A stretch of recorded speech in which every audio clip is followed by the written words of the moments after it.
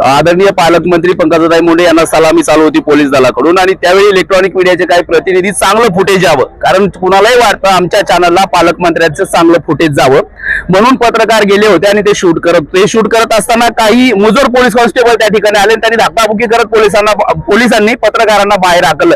खरं पाहिलं तर पत्रकार इथं चांगला कार्यक्रम दाखवण्यासाठी चालले होते, मात्र पोलिसांच्या मनात काय आलं काय माहित आणि पोलिसांनी अचानक सांगितलं की पत्रकारांना बाजूला करा अशी अनाउन्समेंट झाली। त्याची पद्धत असते, पोलिसांना प्रशिक्षण दिलेलं असतं, त्यांनी व्यवस्थित बोलून पत्रकारांना बाहेर काढू शकत होते। यावेळी धक्काबुक्की करण्याची काहीच गरज नव्हती, मगरुरी करण्याची काही गरज नव्हती। अक्षरशः पोलिसांनी चांगल्या चॅनलचे नॅशनल चॅनलचे जे ब्युरो होते, जे जिल्हा प्रतिनिधी होते, त्यांना धक्काबुक्की करत तिथून बाहेर काढले।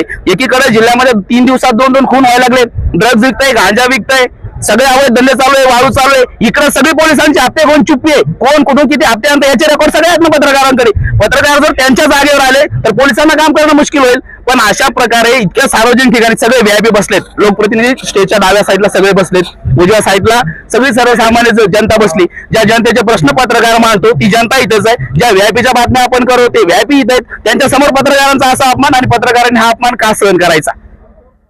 Okay okay.